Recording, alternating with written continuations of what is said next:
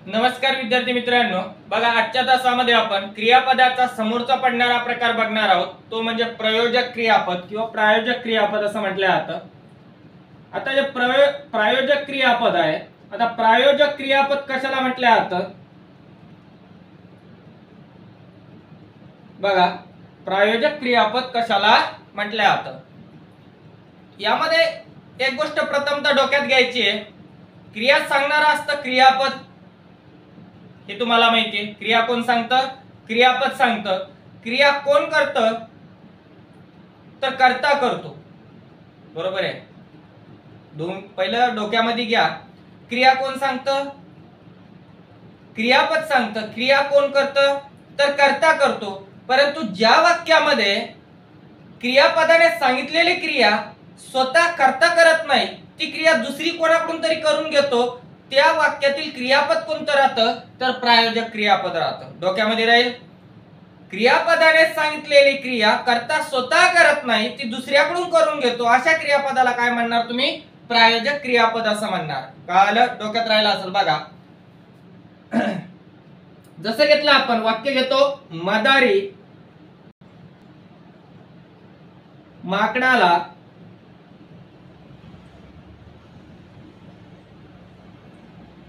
नाचवितो. मदारी माकडाला नाचवितो. आता यामध्ये डोक्यामध्ये ठेवा, क्रियापद कोणतं आहे? तर नाचवितो हे क्रियापद आहे. क्रियापद कोणतं आहे? नाचवितो हे क्रियापद आहे. बघा, नाच यामध्ये धातू आहे. धातू कोणता आहे? नाच. मग इथं नाचविणारा कोण आहे? तर मदारी आहे. नाचविणारा कोण आहे? मदारी. हा झाला कर्ता. पण जी क्रिया घडली ती कोणती आहे? तर नाचण्याची क्रिया घडली. कोणती? नाचणे. ठीक आहे. ही जी क्रिया घडली, तू कर्ता स्वतः करू राहिला का? नाही करू राहिला. ही नाचण्याची क्रिया करणारा कोण आहे? तर माकड आहे. बरोबर आहे. नाचविणारा मदारी आहे, परंतु प्रत्यक्षात नाचणारा कोण आहे? तर माकड आहे. म्हणून या वाक्याचं क्रियापद कोणतं झालं? तर प्रायोजक क्रियापद झालं. कळालं? बघा, क्रियापद कोणतं आहे? नाचवितोय. नाचविणारा मदारी आहे, परंतु नाचणारा हे काय आहे? तर माकड आहे. म्हणजे जो कर्ता आहे तो स्वतः ती क्रिया करू नाही राहिला, ती क्रिया दुसऱ्याकडून करून घेऊ राहिला, म्हणून याला काय म्हणणार? प्रायोजक क्रियापद. त्यानंतर बघा दुसरं वाक्य,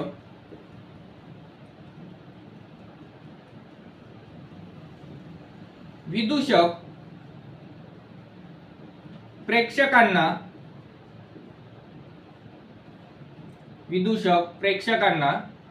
हसवितो. विदूषक प्रेक्षकांना हसवितो. एक एक गोष्ट डोक्यामध्ये ठेवा. पहिलं क्रियापद जे आहे, ठीक आहे, क्रियापदाच्या रूपामध्ये फरक आहे. बघा, इथं क्रियापद काय? हसवितोय. कोणतं आहे? हसवितो. यामध्ये बघा, हसविणारा कोण आहे? तर विदूषक आहे. मग विदूषक कोण झाला? कर्ता झाला. विदूषक कोण झाला? कर्ता. हसविणारा विदूषक आहे, परंतु हसलेला कोण आहे प्रत्यक्षात? तर प्रेक्षक आहे. म्हणजे जरी कर्ता विदूषक असला तरी ती क्रिया कोण करू राहिलं? प्रेक्षक हे करू राहिले. म्हणून हसवितो हे जे क्रियापद आहे ते प्रायोजक क्रियापद आहे. कोणतं क्रियापद आहे? प्रायोजक क्रियापद आहे. जर म्हटलं दादा बाळाला खेळवितो. दादा बाळाला खेळवितो. बघा, क्रियापद कोणतं आहे? तर खेळवितो हे क्रियापद आहे. क्रियापद कोणतं आहे? खेळवितो हे क्रियापद आहे. खेळविणारा कोण आहे? तर दादा आहे. म्हणून दादा काय झाला? या वाक्याचा कर्ता झाला. दादा काय झाला? कर्ता झाला. परंतु खेळणारा प्रत्यक्षात कोण आहे? तर बाळ आहे. कोण आहे? बाळ. म्हणजे कर्ता या ठिकाणी क्रिया स्वतः करत नाही, ही क्रिया दुसरी कोणाकडून तरी काय करत आहे? करून घेत आहे. म्हणून हे जे क्रियापद आहे हे काय? प्रयोजक क्रियापद आहे. त्यानंतर समोरचं वाक्य,